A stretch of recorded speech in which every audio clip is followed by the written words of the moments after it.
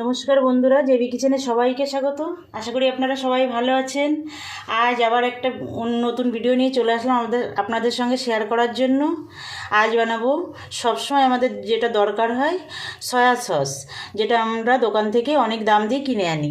দেখুন, soya sauce সামান্য উপকরণ দিয়েই বানিয়ে নেব। দেখুন আমার কী কী লাগছে সেটা আমি দেখিয়ে দিচ্ছি। এই যে এটা হচ্ছে সয়া ডাল, সয়াবিনের যে দানাগুলো, এটা সেই সয়াবিনের ডাল। এটা যে কোনো মুদি দোকানে পাওয়া যায়, আপনারা মুদি দোকান থেকে কিনে আনতে পারেন। এটা কিন্তু খাদ্যগুণে ভরপুর একটা ডাল। আর লাগছে 1 বাটি চিনি, আর এটা নর্মাল লবণ, একটু টেস্টিং সল্ট নিয়েছি, একটু গুড় নিয়েছি, আর ভিনিগার। আর এটা আমার এই যে সয়া সসের বোতল, আমি বাড়িতেই তৈরি করি। এই বোতলে রাখবো। এই দেখুন খালি শিশিটা রেখেছি। তাহলে দেখতে থাকুন আমি কিভাবে সয়া সসটা তৈরি করি। সামান্য উপকরণ দেখুন। আমি প্রথমে এই ডালটা গুঁড়ো করে নেব, গুঁড়ো করে একটা আটা তৈরি করে নেব। তাহলে আমি গুঁড়ো করে ফেরত আসছি। এই দেখুন বন্ধুরা, আমি মিক্সিতে গুঁড়ো করে নিয়েছি। এবার আমি একটা চালনি দিয়ে চেলে নেব। খুব বেশি লাগবে না, অল্পই লাগবে। এই দেখুন বন্ধুরা, আমি এই যে ডালটা এই যে ছেঁকে নিয়েছি ছেঁকনি দিয়ে। এবার আমি এই 1 চামচ এটা নেব, গুঁড়োটা নেব, ডালের আটাটা নেব।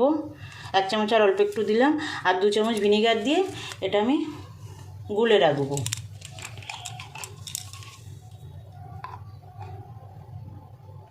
এক চামচ 2 চামচ ভিনিগার দিয়ে আমি এটা গুলে রেখে দেব। বন্ধুরা, আপনাদের কাছে আমার অনুরোধ, আমার ভিডিওটা না টেনে শেষ পর্যন্ত দেখবেন। আর আমি যেভাবে এই সয়া সসটা তৈরি করছি আপনারা করবেন। আশা করি আপনাদের খুব ভালো লাগবে। আর যেটা আমরা অনেক দাম দিয়ে দোকান থেকে কিনে আনি, সেটাও খুব সহজে বাড়িতেই তৈরি করে নেওয়া যায়। আর যদি এই ডালটা না থাকে আপনাদের কাছে একান্তই, তাহলে 1 চামচ নর্মাল আটা দিয়েও করতে পারেন এই কাজটা। কিন্তু এটা দিলে, এটা তো খাদ্যগুণে ভরপুর। আর একটা সয়া সস যখন সয়া ডালের গুঁড়োটা দিতে হয়, দিলে খেতেও টেস্ট হয় আর খাওয়াটাও ভালো। এবার আমি এটা রেখে দেব। দেখুন আমি গ্যাসটা জ্বালিয়ে দিয়েছি। এবার কড়াইটা একটু গরম করে নেব। কড়াই গরম হয়ে গেছে বন্ধুরা। এই সময়ে আমি আঁচটা একদম মিডিয়ামে রেখেছি, একদম লো টু মিডিয়ামে রেখেছি। এবার চিনিটা দিয়ে দেবো। চিনি দিয়ে আমরা যেভাবে ক্যারামেল তৈরি করি, ওইভাবে চিনিটা নেড়ে নেড়ে ক্যারামেল মতো তৈরি করব। দেখতে থাকুন বন্ধুরা, কত সহজে বানিয়ে নেওয়া যায় সয়া সস বাড়িতেই। এই দেখুন চিনিটা গলা কিন্তু শুরু হয়ে গেছে। এইভাবে নাড়তে হবে, অনবরত নাড়তে হবে, না হলে চিনিটা আবার পুড়ে গেলে একটা পোড়া পোড়া গন্ধ হয়ে যাবে, সেই জন্য নাড়তে হবে।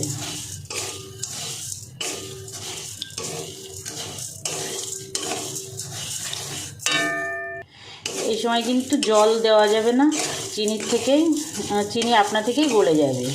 দেখুন আমি কিন্তু একটুও জল ব্যবহার করিনি, জল দেওয়া যাবে না। জল দিলে ক্যারামেলটা তৈরি হবে না।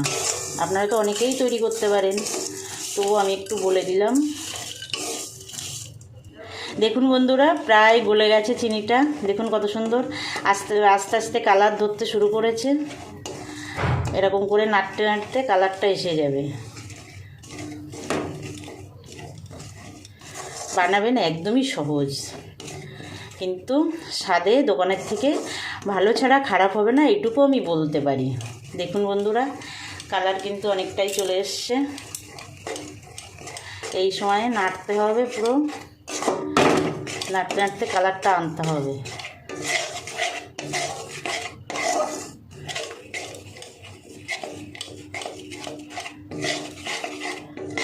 দেখুন কালার কত সুন্দর চেঞ্জ হয়ে যাচ্ছে।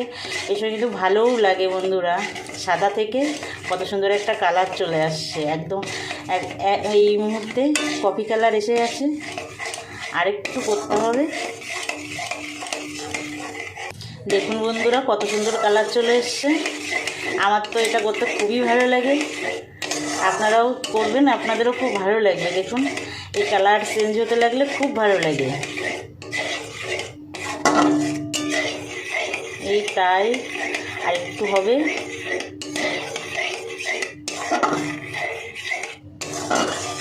কত সুন্দর লাগছে দেখতে, দেখুন। এইটুকু খেয়াল রাখতে হবে যাতে পুড়ে না যায়, পুড়ে গেলে কিন্তু একটা বাজে একটা সেন্ট চলে আসবে, ওটা গন্ধটা ভালো লাগবে না।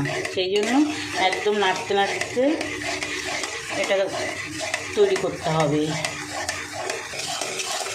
দেখুন বন্ধুরা, হয়ে গেছে। আর একটু কালার আসলে আমি জল দিয়ে দেবো। জল দেওয়ার সময় একটু সাবধানে দেবেন, এই টাইমটা জল দিলে ঠিক যাবে, সেই জন্য একটু সাবধানে জল দেবেন।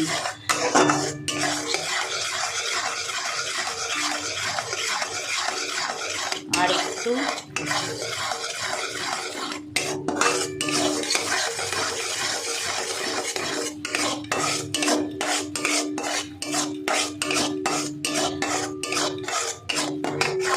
দেখুন সয়া সসের কালারটা এসে গেছে। এবার আমি জল দিয়ে দেবো, আস্তে আস্তে করে জল দিতে হবে, ধোয়া উঠবে না। এই জলটা দিয়ে দিলাম, দেখুন একদম একদম সয়া সসের কালার।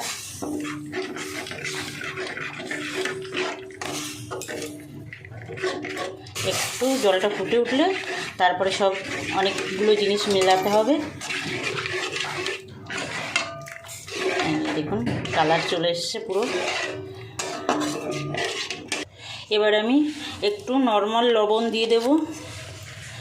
লবণ দিয়ে দিলাম, একটু নোনতা ভাব আসে সেই জন্য লবণটা দিতে হবে। আর একটু এই যে টেস্টিং সল্ট দিয়ে দিলাম। আপনাদের কাছে যদি টেস্টিং সল্ট না থাকে শুধু নর্মাল লবণ দিয়ে করতে পারেন, কোনো অসুবিধা নেই। আর 1 চামচ এই যে গুড় দিয়ে দিলাম। গুড়টা দিলে কালারও আসবে, স্বাদও ভালো হয়। আর একটু মিশিয়ে নেব। এবার বন্ধুরা এই যে ডালের গুঁড়োটা আমি ভিজিয়ে রেখেছিলাম ভিনিগার দিয়ে, সেখান থেকে দিয়ে দেব। 1 চামচ দেব, এই 2 চামচ দিলাম। দিয়ে এবার মিশিয়ে দেখব কতটা লাগবে।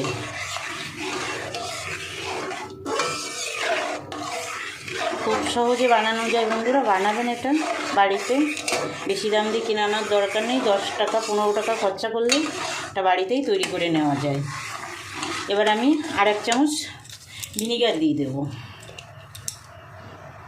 ভিনিগার যদি না থাকে তখন লেবু রসও দিতে পারেন, কিন্তু ভিনিগার দিলে ভালো হয়। পুরোটাও ভিনিগারে বানানো যায়, সেক্ষেত্রে অনেক দিন পর্যন্ত একদম ভালো থাকে। এটাও থাকবে, কিন্তু পুরো ভিনিগার দিয়ে একদম পুরো অনেক দিন পর্যন্ত ভালো থাকে। অতদিন তো বাড়িতেই যখন বানাবো ততদিন অত তো রাখার দরকারও নেই।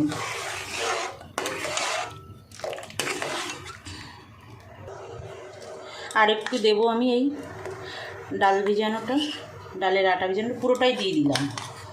ঘনত্বটা তাহলে ঠিকঠাক আসবে। 1 চামচ ভিজিয়েছিলাম, সেই 1 চামচটা পুরো দিয়ে দিলাম। দেখুন বন্ধুরা কত সুন্দর ফুটে উঠেছে, একদম সয়া সস রেডি হয়ে গেছে। এবার গ্যাস অফ করে দেবো। আর বন্ধুরা আপনাদের কাছে আমার অনুরোধ, যেসব নতুন বন্ধুরা এখনও আমার চ্যানেলটা সাবস্ক্রাইব করেননি, আমার চ্যানেলটা সাবস্ক্রাইব করে আমার পাশে থাকবেন। আর যেসব বন্ধুরা আমার চ্যানেলটা সাবস্ক্রাইব করেছেন, আমার সঙ্গে আছেন, তাদেরকে অসংখ্য ধন্যবাদ। আমার ভিডিওটা দেখবেন, লাইক কমেন্ট করবেন, আমার সঙ্গে থাকবেন বরাবরের জন্য। দেখুন হয়ে গেছে, একদম কম সময়ে সামান্য উপকরণ দিয়ে বাড়িতেই খুব সুন্দর সয়া সস তৈরি করে নেওয়া যায়। এই ভিডিওর মাধ্যমে আপনাদের সঙ্গে আমি শেয়ার করলাম। গ্যাস অফ করে দিয়েছি। দেখুন বন্ধুরা কালারটা দেখুন, একদম সয়া সস মানে কোনো অংশে কম নেই, একদম কত সুন্দর কালার এসেছে।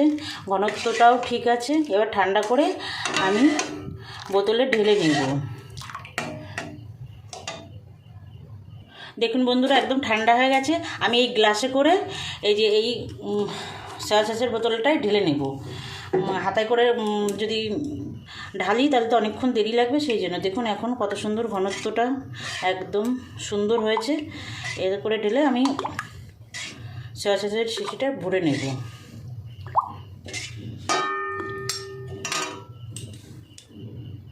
এই দেখুন বন্ধুরা, একদম রেডি হয়ে গেছে সয়া সস। এই যে এক বোতল হয়েছে, আর এটুকু বেশি, তার জন্য বাটিতে রেখেছি। তাহলে আর দোকান থেকে কিনে নয়, বাড়িতেই সামান্য উপকরণ দিয়ে সয়া সস বানিয়ে নিন। বাড়িতে বানানোর অনুরোধ জানিয়ে আমি আজকের ভিডিওটা এখানে শেষ করছি বন্ধুরা। আবার দেখা হবে নতুন কোনো অন্য ভিডিওয়। নমস্কার।